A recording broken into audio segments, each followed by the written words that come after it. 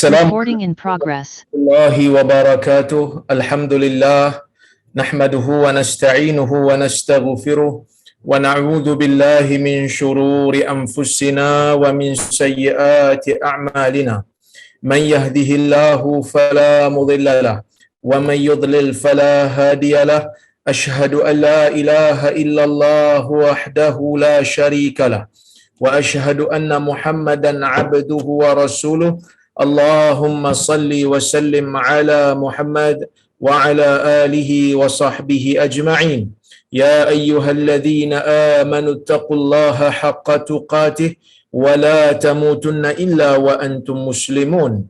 Ya ayyuhan nasu taqu rabbakumul ladzi khalaqakum min nafsin wahidah wa khalaqa minha zawjaha وبث منهما رجالا كثيرا ونساء واتقوا الله الذي تساءلون به والأرحام إن الله كان عليكم رقيبا يا أيها الذين آمنوا اتقوا الله وقولوا قولا سديدا يصلح لكم أعمالكم ويغفر لكم ذنوبكم ومن يطع الله ورسوله فقد فاز فوزا عظيما فإن أصدق الحديث كتاب الله وخير الهدي هدي محمد وشر الأمور محدثاتها وكل محدثة بدعة وكل بدعة ضلالة أما بعد.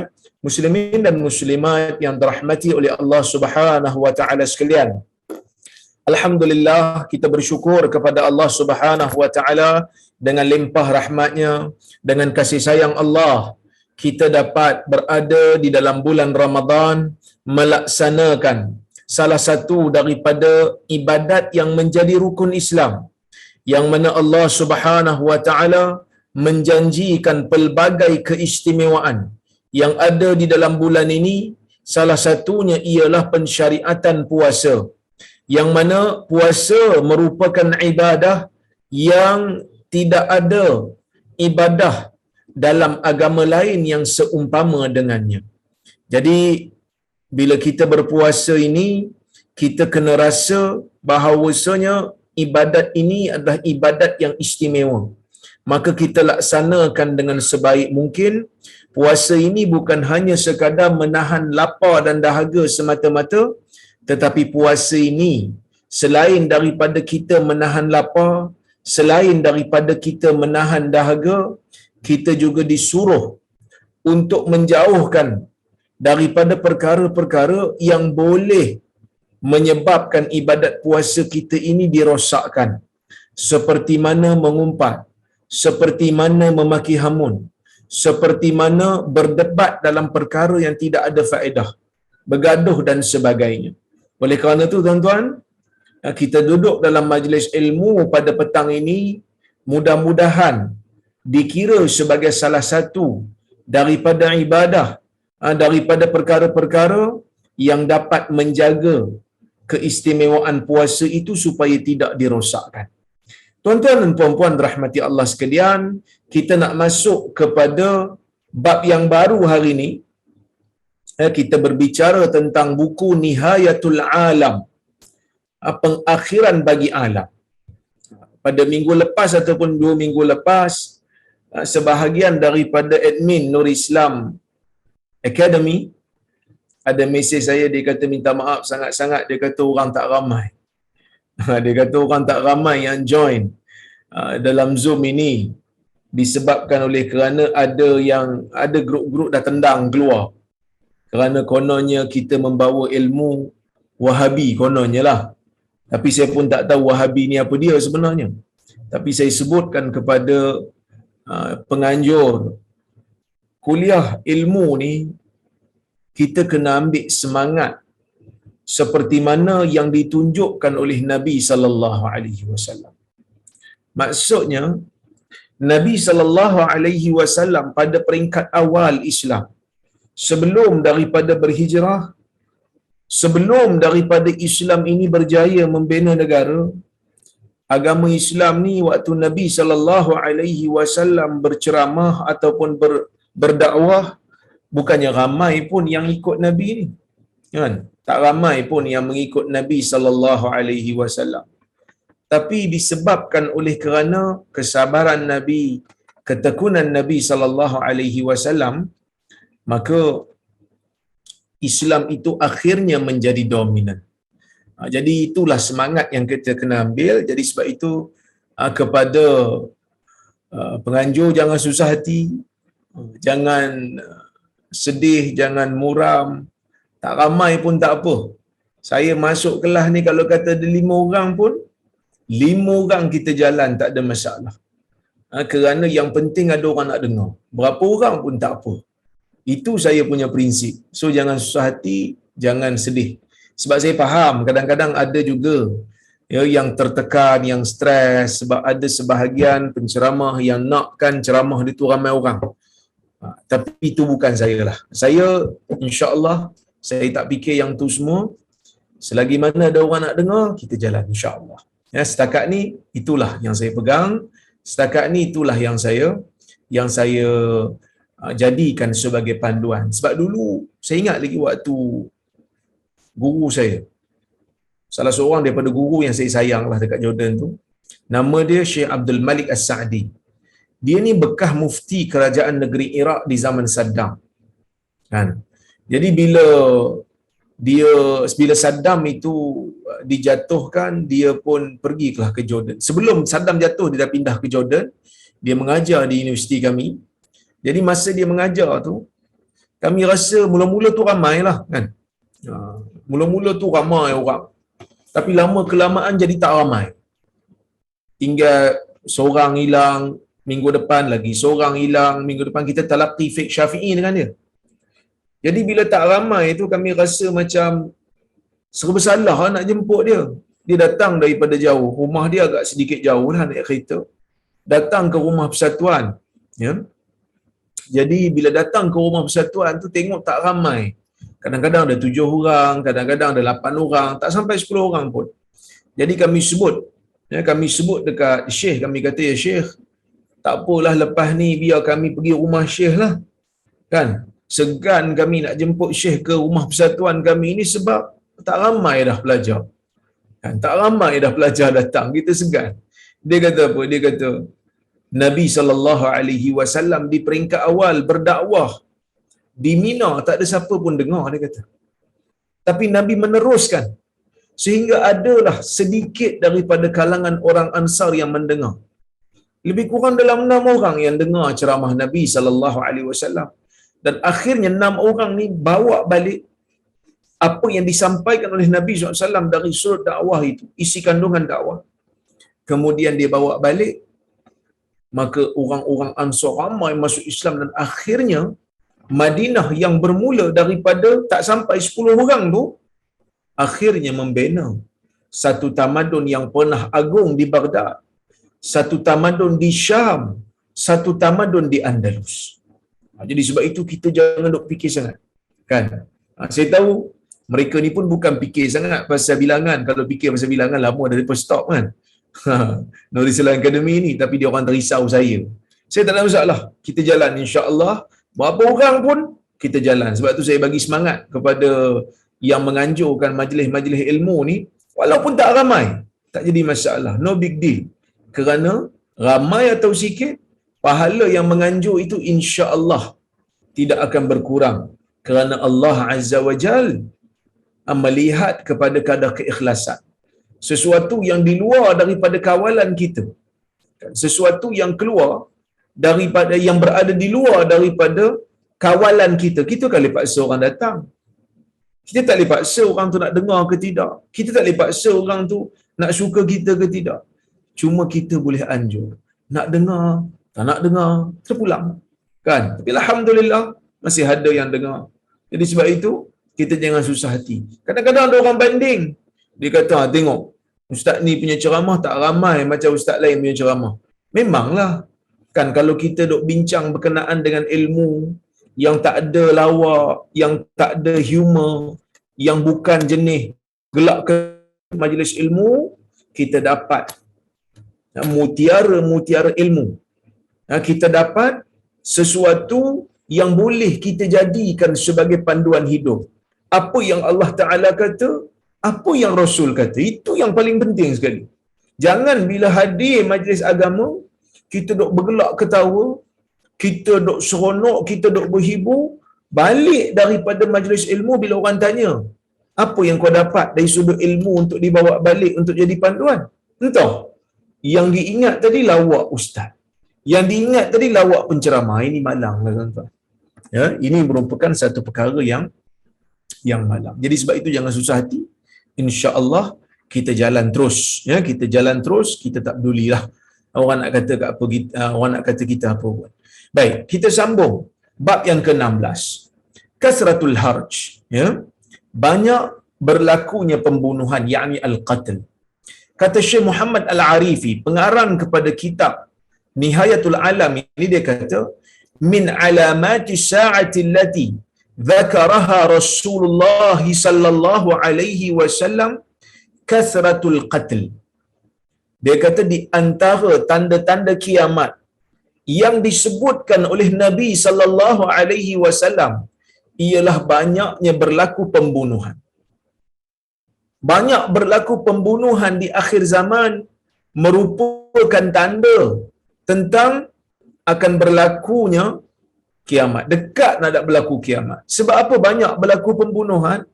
Kerana dalam hadis Nabi sallallahu alaihi wasallam menyebutkan bahawasanya di akhir zaman nanti, dekat-dekat nak kiamat nanti, ilmu agama itu akan terangkat.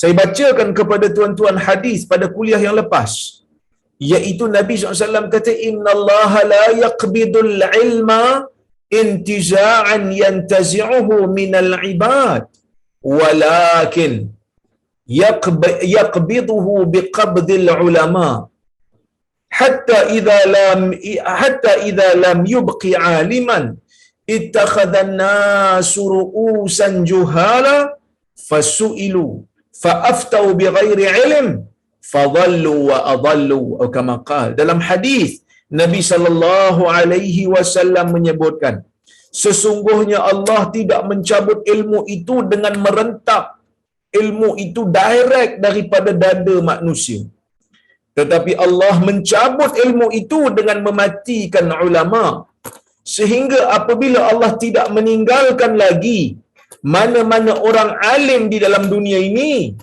manusia akan menjadikan orang jahil sebagai ketua mereka. Lalu mereka ditanya berkenaan dengan isu-isu yang ada dalam dunia ini. Fa'aftau bighairi ilm. Lalu mereka memberikan fatwa tanpa ilmu. Fadhallu wa adallu. Mereka itu sesat dan mereka itu akan menyesatkan yang lain.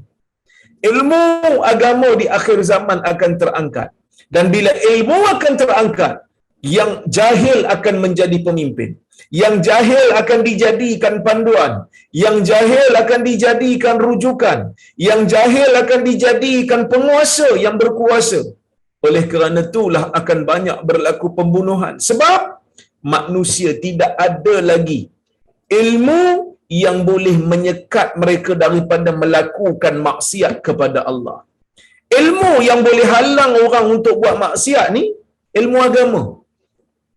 Berapa ramai orang yang belajar ilmu perubatan umpama. Berapa ramai orang yang belajar ilmu perubatan yang tahu bahawasanya minum alkohol, minum arak membahayakan kesihatan. Tetapi kadang-kadang kalau kita pergi kat negara barat, kita akan dapati doktor sendiri minum wine, doktor sendiri minum minuman keras yang dia sendiri tahu benda ni berbahaya. Kerana apa? Kerana tidak ada ilmu berkenaan dengan iman, tidak ada ilmu yang berkenaan dengan tauhid, tak ada.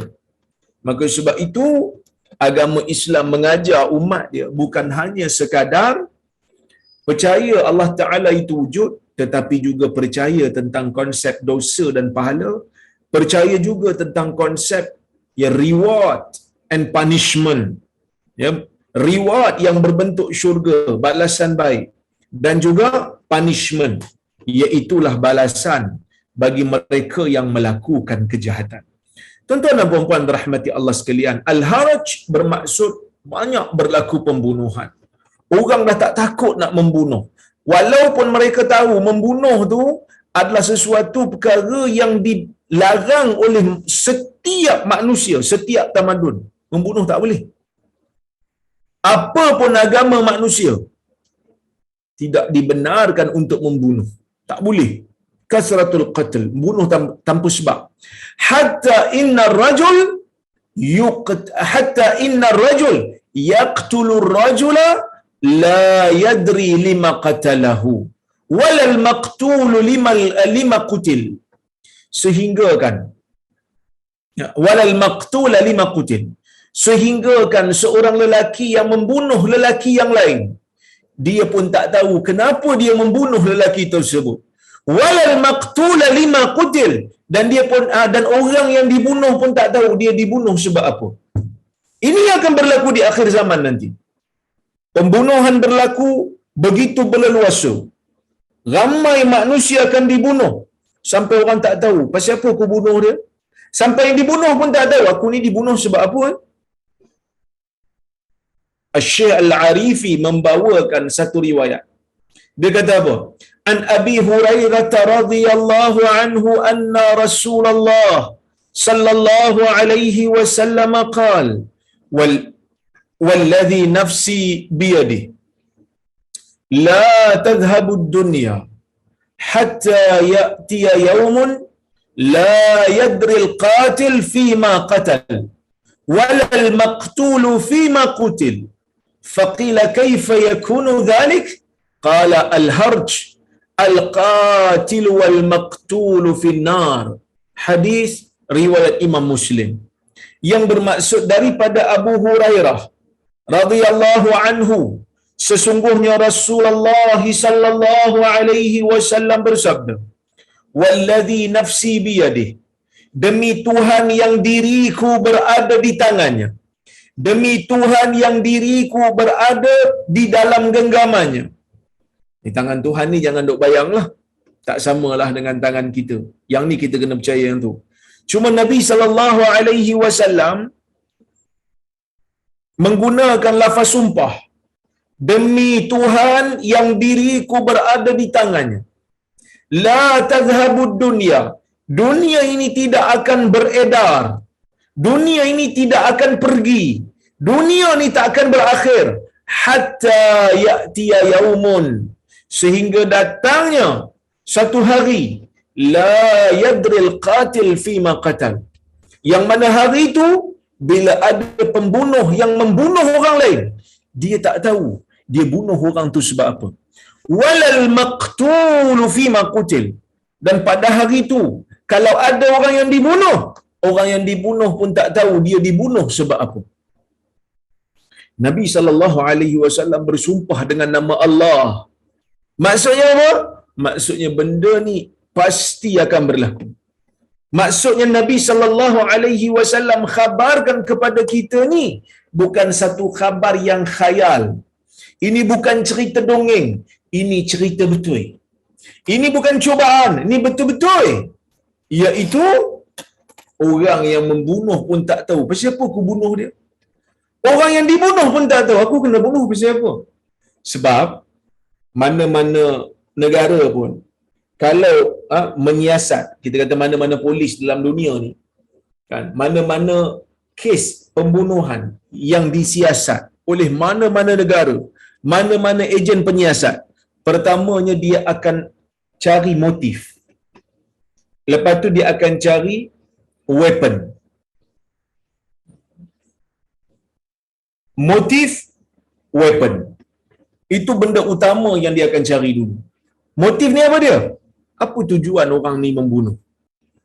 Apa tujuan pembunuh membunuh orang yang dibunuh ini? Mesti ada sebab, mesti ada tujuan. Lepas tu baru dia cari weapon, dia cari alat pembunuhan supaya siasatan tu dapat berlaku, kan? Tapi di akhir zaman nanti Nabi kata pembunuhan banyak berlaku dan orang yang membunuh pun tak tahu motif dia apa. Orang yang dibunuh lagilah tak tahu. Tertanya-tanya dia. Maksudnya pembunuhan ni berlaku secara besar-besaran. Sehingga Nabi SAW kata al-haraj. Ketika mana para sahabat bertanya bagaimana boleh berlaku begitu, Nabi kata al-haraj, Yang akan berlaku ni adalah haraj, pembunuhan beramai-ramai. Al-qatil wal maqtul finnar, yang membunuh dan yang dibunuh dalam neraka. Yang membunuh tu kita fahamlah dalam neraka sebab dia membunuh. Yang dibunuh ni siapa pula nak duduk dalam neraka? Dia dibunuh, bukan dia membunuh. Dalam riwayat yang lain, Nabi sallallahu alaihi wasallam pernah ditanya. Ya? Nabi sallallahu alaihi wasallam pernah ditanya tentang isu ni.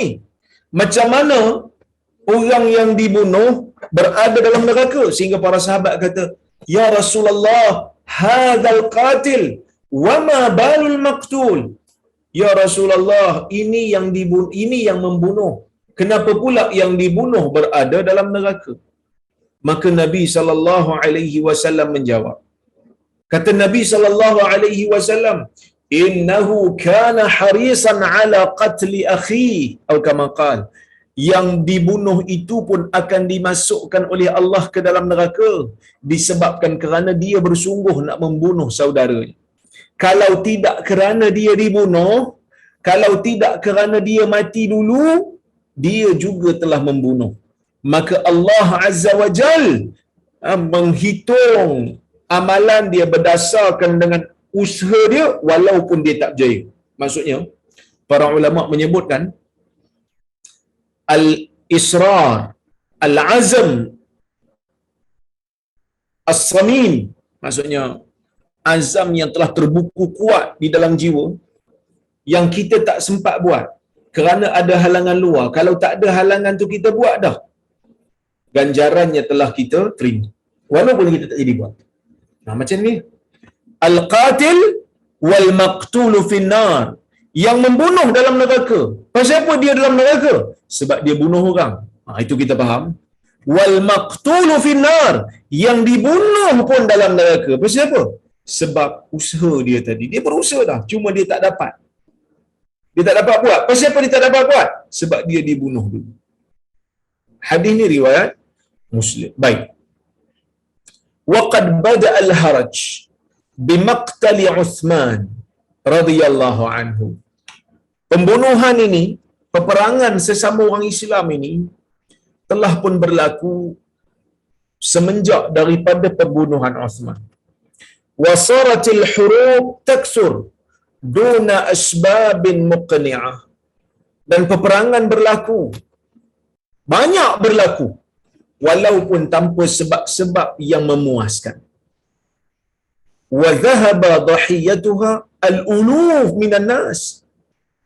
Jadi perang-perang yang berlaku ni mengorbankan ribuan manusia. Ma'a zuhuril aslihatil mudammiratil yawm allati takhdimu hadhil hurub at-tahinah. Tambahan pula, pada zaman ini munculnya begitu banyak alat-alat peperangan yang menghancurkan, yang berkhidmat untuk peperangan-peperangan yang boleh memusnahkan jutaan manusia. Tu Syekh letak gambar tu. Yang tu gambar bom yang pernah diturunkan di Hiroshima. Bom yang pernah diturunkan di Hiroshima yang mengorbankan sekitar 140,000 orang. Kan 140,000 orang. Bahkan dia kata wahadhihi ihsa'iyah liqatla ba'dil hurub. Ini merupakan salah satu daripada kita panggil bancian bagi orang-orang yang terkorban dalam peperangan-peperangan moden. Umpamanya peperangan dunia yang pertama mengorbankan 15 juta orang. Perang dunia yang kedua mengorbankan 55 juta orang. Peperangan Vietnam telah mengorbankan sekitar 3 juta orang.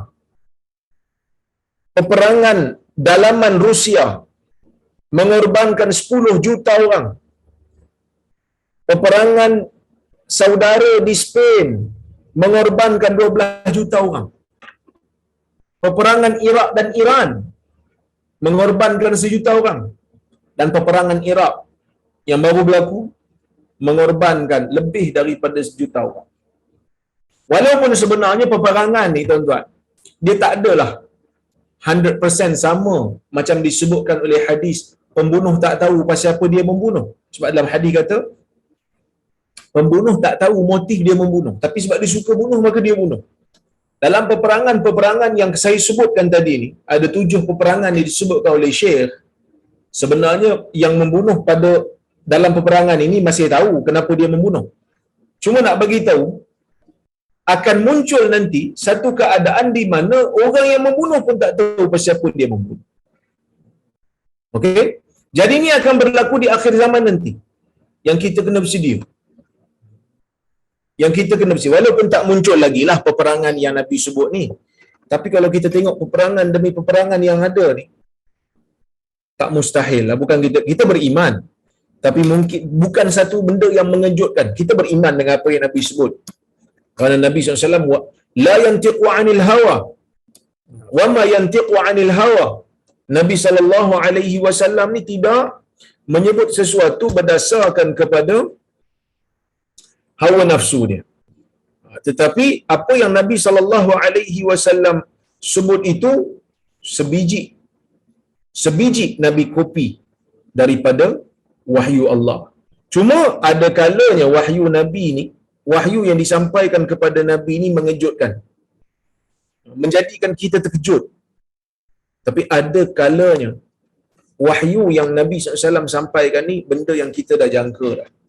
Tapi melihat kepada bilangan orang yang mati dalam peperangan ini, kita dapati kalau berlaku nanti peperangan besar-besaran, orang suka membunuh tanpa dia ada motif yang tertentu, kita benda tu tidaklah mengejutkan sangat kita. Yang dibunuh pun tak tahu pasal apa dibunuh. Pasal apa dia dibunuh. Sebenarnya kalau tuan-tuan tengok kan, criminal investigation. Kadang-kadang saya tengok jugalah crime channel tu kan. Ada TV yang suka tunjukkan dokumentari pembunuhan. Kalau tuan-tuan tengok dekat US banyak juga kes-kes dia bunuh keluarga dia dan dia bunuh diri dia tanpa ada sebab. Itu dah ada lah. Tapi yang Nabi SAW sebut ini, dia akan berlaku secara besar-besaran. Yang tu mungkin 1-2 kes, tapi yang akan berlaku di akhir zaman nanti ni besar-besaran. Itu yang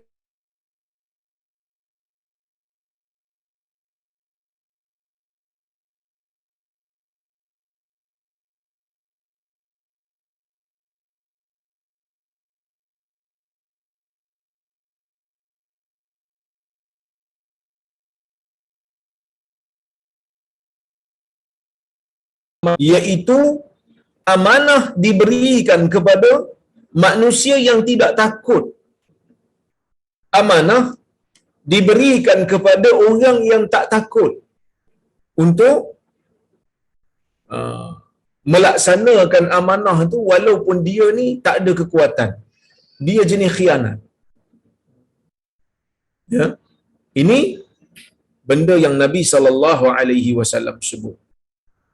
Tak ada lagi dah perasaan takut untuk khianat pada amanah. Kata Syekh, inna wada'ar rajul al-munasib, inna wada'ar rajuli al-munasib fil makanil munasib huwa imadu baqa'il ummah wa salahul bilad wal ibad wa nahdatul hadarah. Dia kata sesungguhnya meletakkan seseorang yang sesuai di tempat yang sesuai itu adalah tiang bagi kelangsungan umat ini, kemajuan negara dan rakyat, wa nahdatul hadarah dan kebangkitan tamadun. Fa idza da'atil amanah, apabila amanah itu dicuaikan, apabila amanah itu dikhianati, inqalabatil mawazin, maka kestabilan akan jadi kelang kabut, kestabilan akan jadi terbalik, tak ada lagi dah kestabilan. Wa fasadat sarairun nas, dan akhlak manusia. Sarair ni sesuatu yang tersembunyi. Ya, sesuatu yang tersembunyi, iaitulah akhlak manusia. Jiwa manusia akan rosak. Wa tawalla maqalidal umur ghairul akfa, yang akan memegang tampuk pemerintahan, yang akan menjadi rujukan bagi setiap perkara ialah orang yang tidak berkemampuan. Fasadatil fawda, maka akan berleluasalah kerosakan, akan berleluasa kelang kabut. Wa hadza ma akhbara an uqu'ihin nabiy sallallahu alaihi wasallam. Inilah apa yang dikhabarkan oleh Nabi sallallahu alaihi wasallam bahawasanya ia akan berlaku. Apa dia? Di akhir zaman nanti ni amanah akan diberikan kepada orang yang tak mampu nak buat. Amanah akan diberikan kepada orang yang bakal mengkhianati amanah tersebut. Wasababu dhiya'il amanah, sebab kecuaian ataupun kecurangan pelaksanaan amanah ini, fasadu sarairin nas, kerosakan jiwa manusia, kerosakan jantung manusia, akhlak manusia dah tak ada, iman manusia dah tak ada. Ini disebutkan oleh Hudzaifah, yang mana Hudzaifah meriwayatkan daripada Nabi sallallahu alaihi wasallam. Kata Nabi, innal amanah nazalat fi jazri qulubir rijal, thumma nazala minal Qur'an fa'alimu minal Qur'an wa 'alimu minas sunnah. Kata Nabi sallallahu alaihi wasallam, sesungguhnya amanah ini turun. Sesungguhnya amanah ini turun. Turun ke mana? Turun dalam dasar jiwa manusia. Terpendam dalam jauh di lubuk jiwa manusia. Kemudian Al-Quran pun turun. Lalu mereka pun mengetahuinya daripada Al-Quran dan mengetahuinya daripada As-Sunnah. Yakni mereka ni belajar apa itu amanah dalam Quran dan apa itu amanah dalam Sunnah. Maka para ulama ada bincanglah, apa yang dimaksudkan dengan amanah ni? Sebab Nabi kata amanah ni ada dalam lubuk jiwa manusia. Amanah ni apa? Sehingga bila Quran turun, mereka hanya connect saja amanah yang ada dalam jiwa dengan apa yang ada dalam Quran, dengan apa yang ada dalam Sunnah. Maka para ulama' dia bincang sikitlah, apakah yang dimaksudkan dengan amanah yang disebutkan oleh Nabi sallallahu alaihi wasallam dalam hadis ini. Sebahagian ulama' mengatakan amanah yang dimaksud oleh Nabi itu ialah fitrah, keimanan yang bersifat fitrah. Itu pandangan pertama. Pandangan kedua, ni pandangan Muqatil. Imam Nawawi menukilkan pandangan Muqatil. Dia kata amanah itu ialah ketaatan kepada Allah. Abul Aliyah kata amanah ini ialah sesuatu yang mana manusia diperintahkan dengannya dan sesuatu perintah yang manusia dilarang untuk melakukannya. Apa yang Allah Ta'ala larang dan apa yang Allah Ta'ala suruh, itulah amanah. Tapi Al-Imam Nawawi rahimahullah mengatakan amanah ini boleh kita simpulkan ialah ketaatan dan fardu, yang mana kalau kita laksanakan kita akan dapat pahala, dan kalau kita cuaikan kita akan dapat dosa. Sebab itu Al-Imam Al-Qurtubi, Abul Abbas Al-Qurtubi dalam kitab dia Al-Mufhim, dia mengatakan al-amanah apa dia? Al-amanah kullu ma yuwakkalu ila al-insani hifdhuh wa yukhalla bainahu wa bainah. Dia kata amanah ialah setiap perkara yang manusia disuruh mewakilkan, manusia ni dijadikan wakil untuk memeliharanya. Dan orang lain tak urus, dia urus. Dan dia bukan disuruh untuk rosakkan, dia disuruh untuk pelihara. Sebab itulah Allah Ta'ala sebut taklif, bebanan hukum dalam dunia ini sebagai amanah. Allah Ta'ala kata, inna aradna al-amanata ala samawati wal ard wal jibal. Allah Ta'ala kata sesungguhnya kami telah membentangkan amanah ke atas langit-langit, bumi-bumi, wal jibal, dan bukit-bukit. Apa yang dimaksudkan dengan amanah dalam ayat ni? Yang dimaksudkan oleh Allah Azza wa Jal, amanah di dalam ayat ni ialah taklif. Apa itu taklif? Taklif ini ialah bebanan hukum.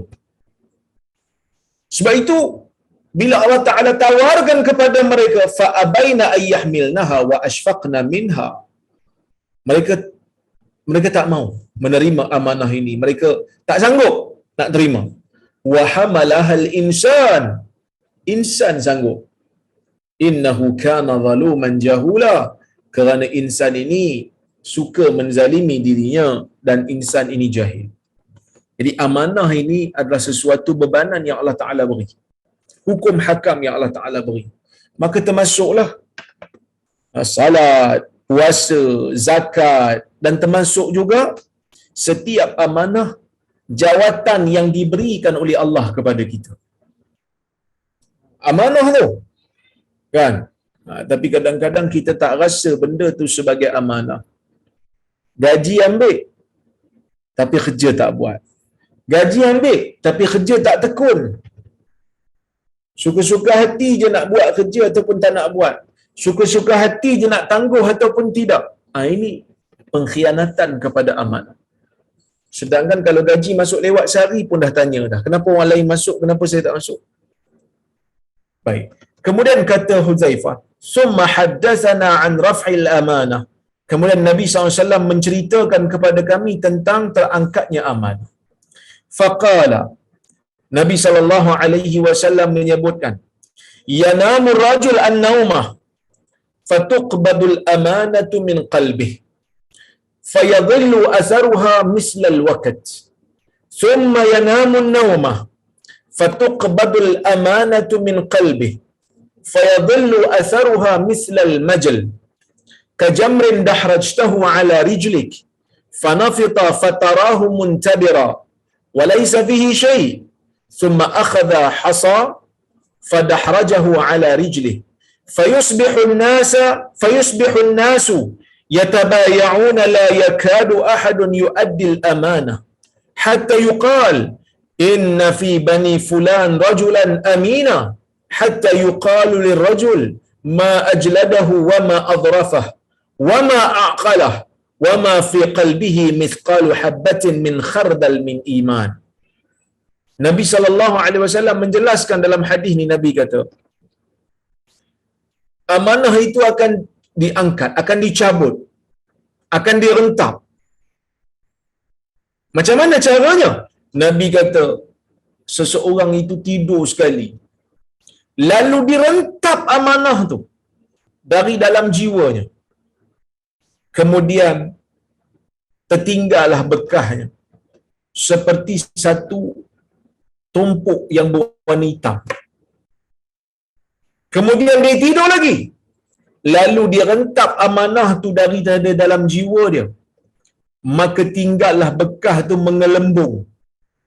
Maksudnya mengelembung bekah amanah dalam jiwa dia tu, jadi macam kita melecur bila kena api.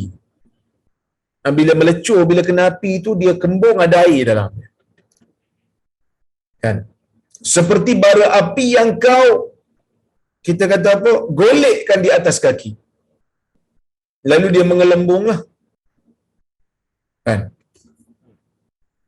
Dan kau melihat dia bengkak, dia menggelembung, tapi dalam tu tak ada apa-apa. Nabi SAW pun ambil batu-batu tu, Nabi ambil, Nabi golekkan di atas kaki Nabi. Lalu Nabi SAW kata, orang ramai, manusia akan berjual beli, akan berurusan niaga dengan orang lain, tapi tak ada pun orang yang jujur di antara mereka. Sampai pada zaman tu dikatakan orang ni jujur, alangkah gagahnya dia, alangkah jujurnya dia, alangkah bijaknya dia. Kan? Alangkah gagahnya dia, alangkah bijaknya dia, alangkah berakalnya dia, sedangkan dalam diri dia, dalam jiwa dia, iman tidak ada walaupun sebesar biji sawi. Nak bagi tahu apa ni tuan-tuan? Nak bagi tahu amanah nanti ni di akhir zaman akan berkurang. Ya. Ha. Tuan-tuan boleh dengar suara saya? Tiba-tiba saya dapat noti mengatakan saya punya audio tak okey. Mohon komen sikit. Boleh, Ustaz. Baik. Baik. Jadi Huzaifah bila dengar hadis ni dia kata apa? Dia kata walaqad ata alayya zaman wa ma ubali ayyakum bayat la in kana musliman la yaruddannahu ala dinihi alayya dinuhu sorry wala in kana nasraniyan aw yahudiyan la yaruddannahu alayya sa'i amma al-yawm fama kuntu la ubay'u illa fulanan wa fulana. Huzaifah ibn al-Yaman perawi kepada hadis ini dia kata sesungguhnya dulu telah datang kepada aku, dulu zaman dulu ya, aku tak kisah aku nak berurusan dengan siapa pun, aku nak berjual beli dengan siapa pun, aku tak kisah. Kalau dia seorang Muslim, agama dia akan menjadikan dia tidak khianat bila berurusan dengan aku. Kalau dia ni Muslim, agama dia akan jadikan dia jujur bila berurusan dengan aku. Dan kalau dia Nasrani ataupun Yahudi, pemerintah akan halang dia daripada melakukan khianat. Tapi Huzaifah kata apa? Ammal yaum, adapun pada hari ini, dia kata, aku tidak akan berurusan melainkan fulan dan fulan, yakni melainkan orang yang aku kenal. Sebab zaman ni terlalu banyak orang yang tak amanah. Zaman ni terlalu banyak orang yang khianat, orang yang menipu dalam jual beli. Baik. Kata Syekh lagi, dia kata fa idza fasadat sarairu ghalibiyatin nas wa wukila al-amr li ghairi ahli fada'atil amanah iqtarabatis sa'ah. Apabila rosaknya jiwa manusia kebanyakannya, apabila rosaknya jiwa kebanyakan manusia dan urusan pemerintahan ini diserahkan pada orang yang bukan ahli, amanah akan diabaikan, amanah akan dicuaikan, amanah akan dikhianati, maka akan hampirlah berlakunya kiamat. Daripada Abu Hurairah radhiyallahu anhu katanya, bainama an-nabiy sallallahu alaihi wasallam fi majlisin yuhaddithu al-qaum ja'ahu a'rabi faqala mata as-sa'ah famada Rasulullah sallallahu alaihi wasallam yuhaddith faqala ba'd al-qaum fasami'a ma qala fakariha ma qala wa qala ba'duhum bal lam yasma' hatta idza qada hadithahu qala aina urah as-sa'il 'ani as-sa'ah faqala ha ana ya Rasulullah qala fa idza duyi'atil amanah fantadhir as-sa'ah qala kayfa ida'atuha qala idza wusida al-amru ila ghairi ahlihi fantadhir as-sa'ah. Hadis ni adalah hadis riwayat al-Imam al-Bukhari. Baik, maksudnya Abu Hurairah meriwayatkan daripada Nabi sallallahu alaihi wasallam. Kata dia, Nabi sallallahu alaihi wasallam pada satu ketika duduk di dalam satu majlis yang mana Nabi sallallahu alaihi wasallam sedang bercerita kepada kaumnya.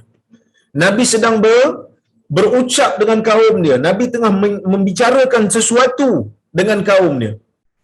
Tiba-tiba seorang Arab Badui datang kepada Nabi sallallahu alaihi wasallam. Dia datang dia kata, mata sa'ah,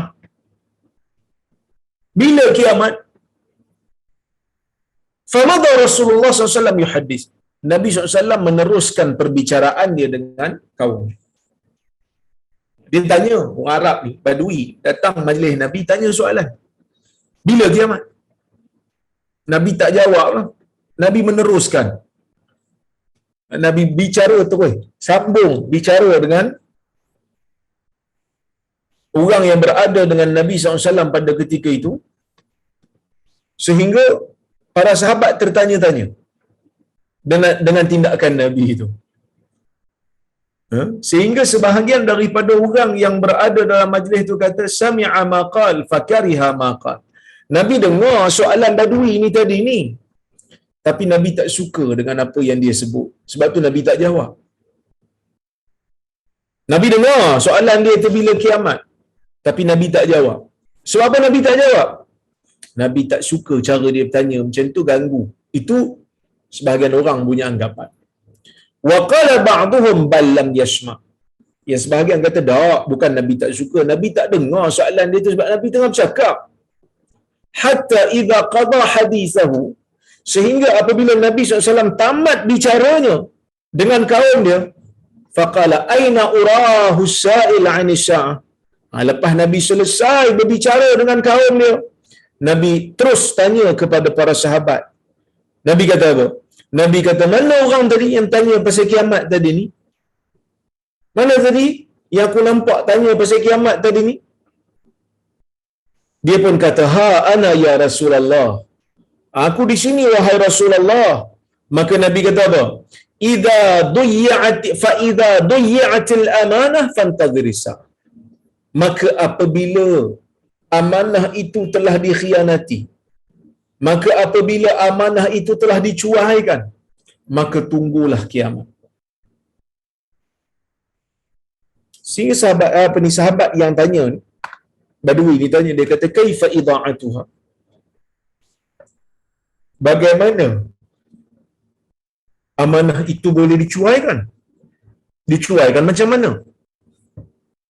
Nabi SAW menjawab, Nabi kata, idza wusidal amru ila ghairi ahli fantadhiris.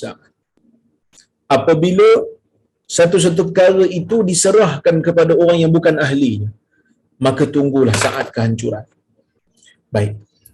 Para ulama mengambil beberapa faedah lah daripada hadis ni. Yang pertama sekali, nak bagi tahu Nabi SAW ni dakwah dia tak kira masa. Ada waktu Nabi SAW berdakwah dalam masjid. Ada waktu Nabi SAW berdakwah di luar masjid. Ada waktu Nabi SAW menyampaikan ilmu waktu bermusafir. Ada orang Nabi SAW berikan ilmu pada dia waktu dia menunggang kenderaan, menunggang unta dengan Nabi SAW. Jadi majlis ilmu Nabi ni bukan hanya terhad dalam satu bentuk sahaja. Pelbagai bentuk boleh, pelbagai cara boleh. Cuma bila kita nak mempelbagaikan bentuk, nak mempelbagaikan cara, pastikan apa yang disampaikan itu berdasarkan kepada Al-Quran dan Sunnah.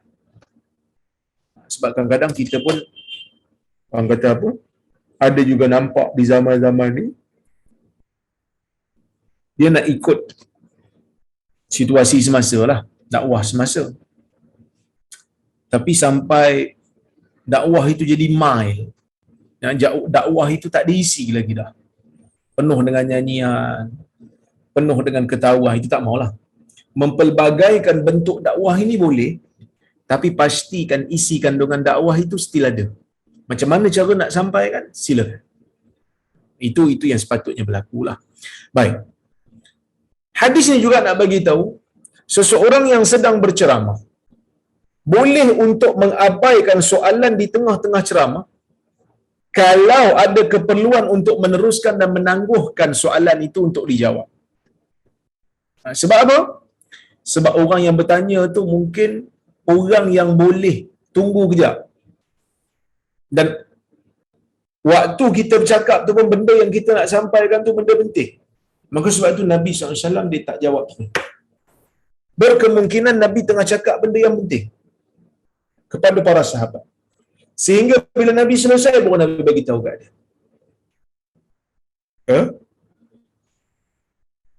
Baik. Tuan-tuan dan puan rahmati Allah sekalian. Untuk bulan ni kan, maklumlah, hari pertama bulan Ramadan kan. Jadi tuan-tuan pun saya tahu, tuan-tuan pun kuyu je mata kan, macam saya jugalah. Lagilah kuyu sebab saya ni tengah bercakap kan. Tengah bercakap ni kuranglah sikit ngantuknya kan. Baik. Jadi Nabi SAW memberikan amaran. Ini bukan hanya sekadar cerita. Ini maksudnya khabar bermaksud amar. Khabar, betul, ini berita daripada Nabi SAW, tapi ia ada kandungan. Apa kandungannya? Supaya kita berhati-hati. Sebab Nabi kata, maka tunggulah saat kehancuran. Adakah kita disuruh untuk pergi kepada kehancuran? Kita tak disuruh. Wala tulqu biaidikum ila tahlukah. Kamu jangan benamkan diri kamu ataupun campakkan diri kamu ke dalam kebinasaan. Jadi kita dilarang untuk campakkan diri dalam perkara binasa. Jadi, apa yang disuruh kita buat? Jangan lantik orang yang khianat kepada amanah. Jangan lantik orang yang tidak ada perasaan menjaga amanah. Jangan. Kalau kita ada kuasa melantik, kita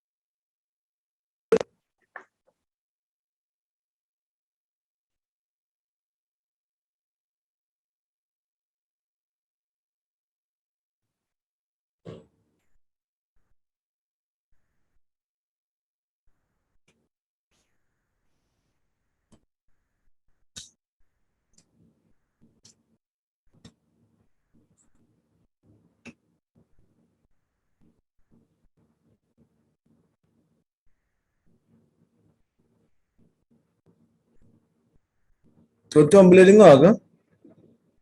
Tiba-tiba saya cakap seorang-seorang. Ada orang mesej saya, dia kata ustaz-ustaz cakap seorang-seorang. Okey, alhamdulillah. Kalau boleh dengar okey. Baik. Hadis ini bukan hanya kita sambung balik di mana saya cakap seorang-seorang tadi, saya ulang balik tak apa. Baik, hadis ini tuan-tuan memang ia berbentuk khabar. Memang ia berbentuk berita. Tapi berita bukan hanya sekadar berita. Berita ini bermaksud ancaman dan amaran. Iaitu Nabi SAW nak bagi tahu, kamu sebagai orang yang beriman, jangan lantik selagi mungkin, jangan lantik orang yang khianat. Tak boleh. Kamu tahu dah dia khianat, kamu tahu dah dia tak amanah, kamu tahu dah dia mencuri, kamu tahu dah dia merompak, dia merasuah, kamu jangan lantik dia pergi ambil apa-apa jawatan. Kerana itu akan merosakkan ummah, akan merosakkan negara.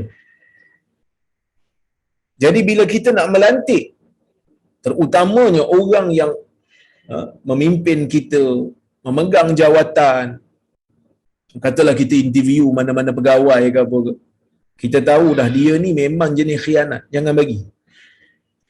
Kerana apa? Kerana khianat merupakan salah satu daripada perkara yang menghancurkan umat. Ini benda yang penting, sangat penting. Yang kadang-kadang kita sedih tengok negara orang Islam, kadar rasuahnya sangat tinggi. Sedangkan dalam Quran, dalam hadis, begitu banyak ayat-ayat yang mengecam kezaliman, yang mengecam kerosakan, yang mengecam korupsi, rasuah dan sebagainya. Oleh kerana itu tuan-tuan, kita kena berhati-hati dalam masalah ni. Walaupun kadang-kadang kita rasa tak apa ustaz, bukan ada apa pun, kita main pangkah aja. Tak, pangkah tengok siapa yang kita pangkah. Amanah atau tidak, khianat atau tidak. Ya. Kriteria sebagai pemimpin yang baik adalah dia mampu al-qawiyul amin. inna khaira man istajartal qawiyul amin. Sesungguhnya sebaik-baik orang yang kau nak lantik, yang kau nak jadikan sebagai pekerja, ialah al-qawiyul amin, ialah orang yang kuat, yang mampu untuk menggalas tanggungjawab tersebut, yang mampu untuk melaksanakan tugas tersebut, yang ada pengetahuan, yang bukan terkial-kial, yang bukan orang yang boleh ditipu, orang yang tahu tentang selok-belok pentadbiran, al-amin, dan juga yang mempunyai amanah. Ini Tan Sri Al-Amin ada ni kan. Sekali bila panggil Al-Amin, Al-Amin dia tu pun tengok je kan. Al-Amin tu maksud orang yang amanah. Al-Qawi, orang yang mempunyai kekuatan.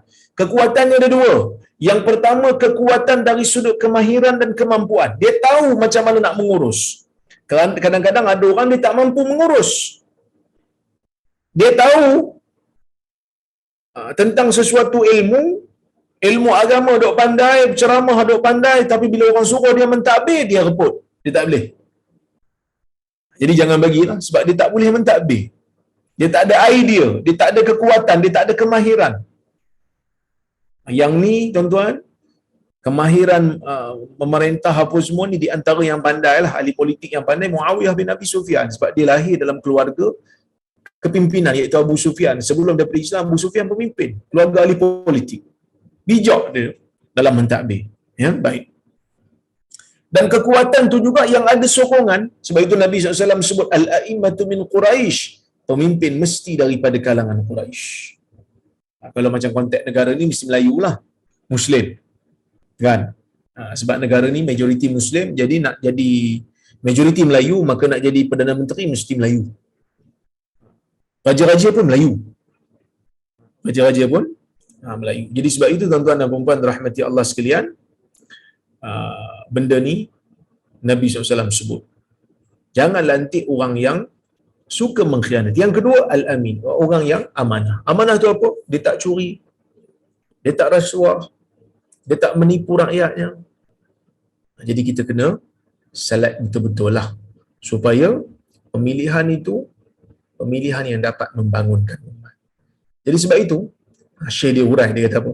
Syekh ni dia orang Saudi, dia kata wa hadhihi al-alamah muntabiqah fi waqi'ina al-yawm tamam al-intibaq.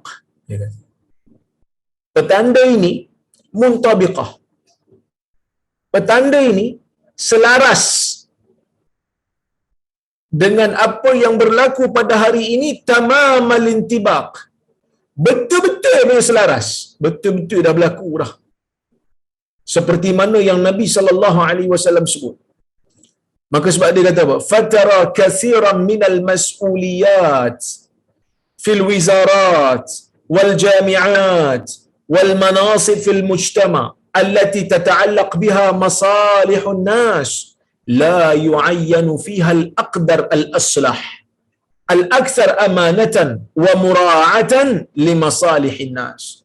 Dia kata kamu akan melihat begitu ramai, begitu banyak daripada tanggungjawab-tanggungjawab yang ada di kementerian-kementerian, yang ada di universiti-universiti, yang ada di tempat-tempat jawatan kemasyarakatan yang tertakluk dengan kepentingan manusia.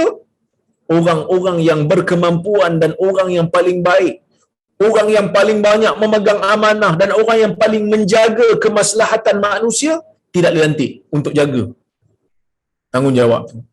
Wa innama yu'ayyan fiha man lahu ma'rifah bil mas'ulil kabir aw lahu masalih mushtaraka ma'a man yu'ayyiduhu wa ma syabaha dzalik. Tetapi yang dilantik untuk menjaga itu, ya, ialah orang yang ada pengetahuan, ya, atau orang yang ada pengetahuan ataupun orang yang kenal dengan orang atasan. Maksudnya orang yang ada kabel ataupun orang yang ada kepentingan bersama dengan orang yang menyokong dia ataupun seumpamanya. Maksudnya di zaman dia sebut ni di negara dia lah yang dia nampak kan, orang yang sepatutnya dilantik tak dilantik, orang yang sepatutnya ada kemampuan tak diberikan jawatan. Tapi yang diberikan siapa? Yang diberikan tu orang yang ada kabel besar, orang yang ada orang kata apa, kepentingan bersama, then barulah dia bagi. Ini benda yang akan merosakkan negara umat Islam. Jadi itulah lebih kurang yang saya boleh sampaikan untuk petang ini. Saya tahu tuan-tuan pun lepas ni mungkin nak sambung balik masak untuk buka puasa. Jadi insya-Allah kita sambung kuliah kita ni untuk masa akan datang insya-Allah. Jadi saya tengok sekejap, saya masukkan dulu nota supaya saya tak lupa.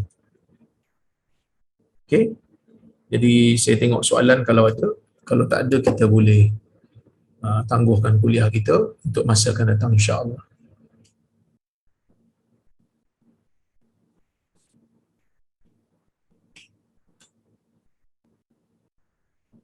Selamat berpuasa buat Dr. Rora dan rakan-rakan. Okey, terima kasih Akhi Fairul ni, sahabat saya ni, Akhi Fairul ni. Ahlan wa sahlan ke dalam kuliah petang ini. Baik. Penganjur jangan patah semangat. Kami masih berserta penganjur. Insya-Allah kita jalan terus. Berapa orang pun kita jalan, tak ada masalah. Yang menyokong penganjur pun ramai. Insya-Allah. Baik. Assalamualaikum Ustaz. Waalaikumsalam. Kalau kena COVID dalam bulan puasa, swab test batal puasa ke? Kalau kena COVID dalam bulan puasa, swab test. Swab test bukan hanya untuk orang yang kena COVID saja. Yang tak kena pun kadang-kadang kena swab. Yang kena pun kadang-kadang, yang kena confirm lah kena swab. Baik. Fatwa Perlis telah pun membuat keputusan swab test, iaitu menjolok hidung dengan swab test itu tidak membatalkan puasa kerana tidak sampai ke perut dan ia bukan makanan. Wallahu a'lam.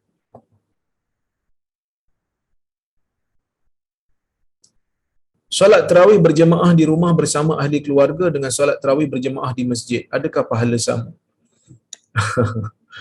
Dia dua-dua itu, kalau tanya Syekh Utsaimin, dua-dua itu adalah sunnah Nabi SAW. Kalau Nabi SAW 3 hari pertama Nabi solat di masjid, kemudian Nabi takut difardukan, Nabi solat di rumah. Cuma kalau solat di masjid ini, kita dapat pahala menapak di masjid, solat isyak tu. Itu ada pahala tu. Tapi kalau nak tanya saya, buat dua-dua lah. Maksudnya kita buat di masjid pun buat, balik rumah kalau nak buat lagi, buat dengan keluarga di rumah. Itu lagi bagus lah. Wallahu a'lam.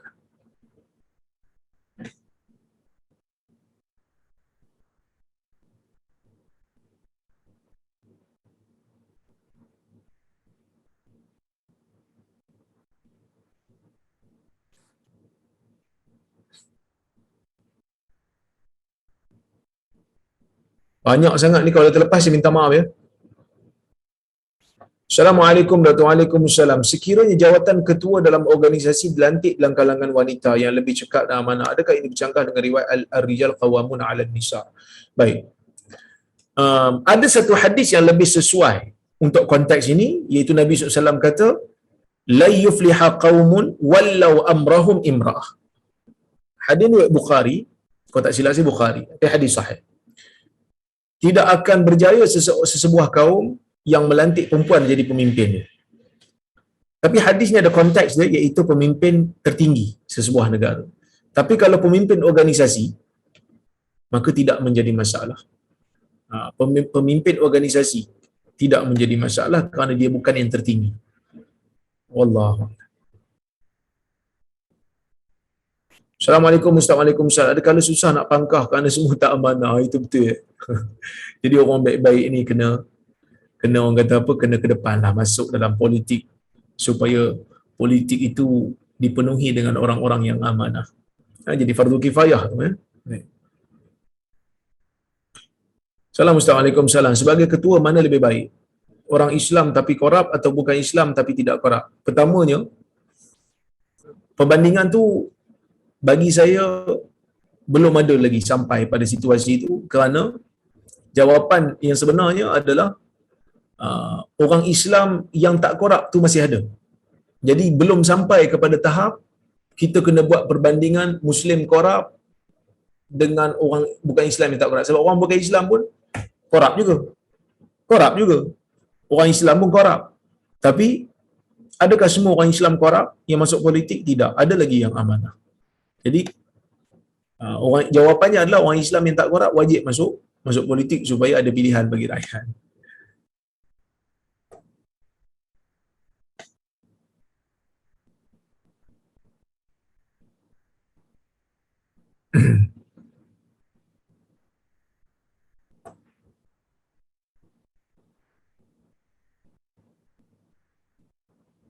Baik. Tengok lagi. Kalau saya terskip di mana-mana, tahu banyak sangat soalan. Terutama banyak sangat mesej masuk. Terutama apa ni, waktu saya hilang suara tadi, ramai yang bagi tahu, yang mesej kata suara tak dengar. Baik. Tengok kalau ada soalan lagi.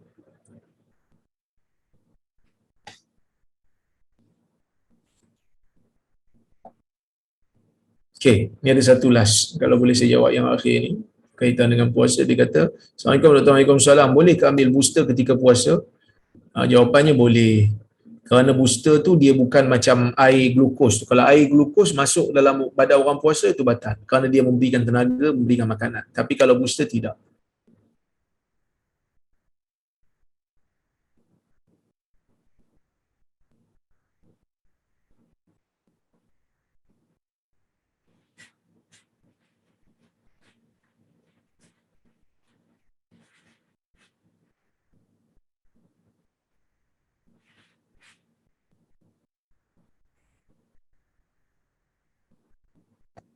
Salam Ustaz, bolehkah lafaz syahadah dalam bahasa Melayu ketika nazak sebab Melayu lebih mudah disebut? Kalau itu yang lebih mudah disebut oleh orang yang nazak, dan itu yang difahami tetap dan bermaksud tauhid, maka tidaklah menjadi masalah. Wallahu alam. Terima kasih banyak pada semua. Terima kasih banyak pada Nur Islam Academy yang menganjurkan majlis pada petang ini. Saya mohon maaf terkasar bahasa tersilap kata. Saya mohon maaf juga kalau ada soalan yang tak dapat saya jawab. Saya berhenti dulu di sini. Terima kasih kepada semua yang sudi bersama-sama dengan saya pada petang ini. Aku qauli hadza wa astaghfirullahal azim li wa lakum. Assalamualaikum warahmatullahi wabarakatuh. Waalaikumsalam.